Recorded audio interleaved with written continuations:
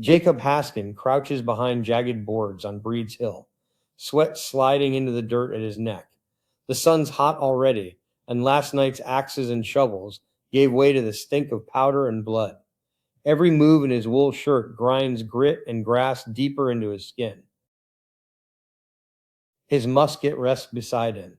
He checks the metal. Cool enough. Men nearby hug the dirt, homespun and old coats mixed, all staring toward Charlestown and Boston. Smoke drifts, British redcoats lining up on the green slope, officers above them on horseback, swords catching the light. Only a ragged wall, patched with whatever they found, stands between Jacob and the army coming up the hill. Cannon opens from the harbor and shakes the ground under him. Artillery follows from Copp's Hill. Splinters fly. Dirt spatters Jacob's hat. He bites open a cartridge. Same motion as every drill, though his fingers are stiff now. Keep close, someone shouts. Wait for the order. Jacob risks a look over the wall. Sun bounces off bayonets inching up the hillside.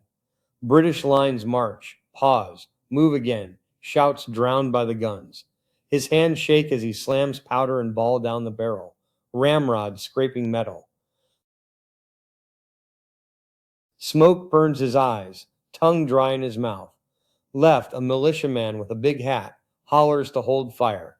A volley snaps overhead. Musket balls split wood, kick dirt past his shoulder, tear a fresh scrape down his cheek. Jacob inches back, pressed against the man behind him. Colonel Prescott moves down the line, hat low, sword drawn. He looks steady, tells them, "Don't fire until you see the whites of their eyes." Voices echo it up and down. Jacob stays low, then rises just enough to see. British clothes now, white crossbelts vivid. He catches their eyes. Dark, blue, gray, close enough to read in a heartbeat. The word comes, fire. Jacob breathes sharp and pulls the trigger. Nothing for a breath. Then the musket kicks. Smoke swallows him up.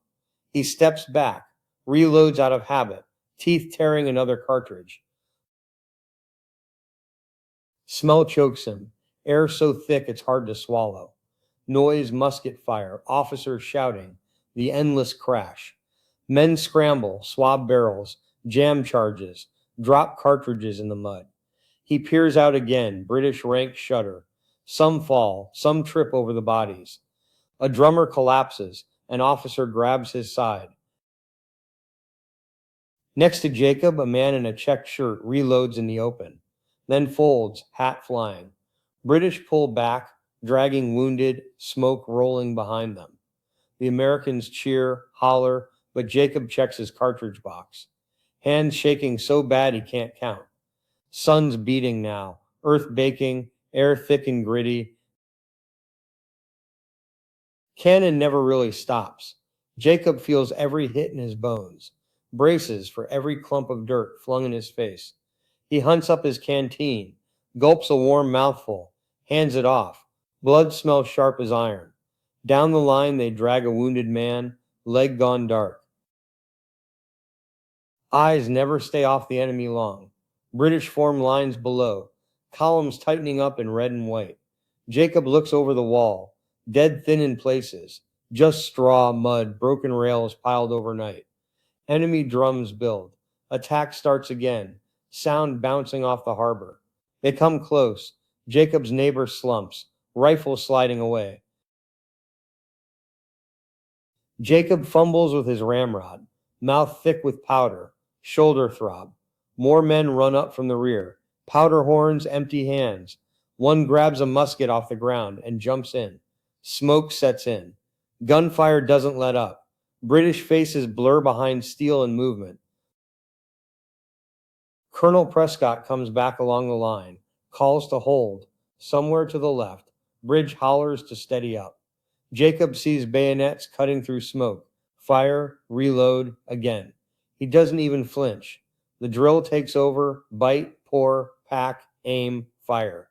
His mouth is ruined. Salt and sulfur stuck to his teeth. Voices behind, supplies thin. Man beside him swears about powder. Jacob makes himself count. 3 cartridges, 2 knuckles white over the pouch. A gap, the second push folds. More dead on the hill, but the British lines close up. Officers drive them forward. Jacob loads, aims low, fires fast as he can. Ramrod catches. He jerks it free. Nails torn. Smoke, more men down along the wall. Some dragged back, some still. Someone cries for powder. Boots slip as men jockey for space to shoot. Jacob glances past the redoubt, sees how little ground there is left. Last attack. British come up fast, near running. Officers right with them, breeches and facing stained, sweat and dust everywhere. Jacob grabs for another cartridge. Nothing left. Reaches for a musket. Finds none. Picks up a stone. The others do the same. Start throwing rocks. Metal scrap over the wall. British climb. Bayonets shining. Muskets fired mostly for smoke now. Jacob's back hits dirt. Feet slip. Screaming now. Orders and panic. He grabs half a fence rail. Hands torn. Line broken. British spill in. Redcoats yell. Surrender. Run. Americans crowd at the back. Tossing gear. Boots sliding through muck. Jacob moves with the mass. Feet pounding wet dirt as someone screams to retreat. He scrambles down the hill, running, crawling. Everything hurts. Sees others ahead, some dragging wounded out. Air shifts, wind pulls some smoke away, heat threatening to knock him over. British drum and shout fade as distance builds. Foot of the slope, Jacob slows, hand to his side, chest on fire. He looks back. British flag goes up over smashed breastwork. Red coats cluster on top. Nearby, his own scattered side. Some silent, some hauling bandages, some digging through the grass for lost kit. Jacob wipes his face, looks at his battered sleeve, black powder smeared across his knuckles. Picks up his canteen, finds a fallen hat, turns it, leaves it by a wounded man. Waits for orders.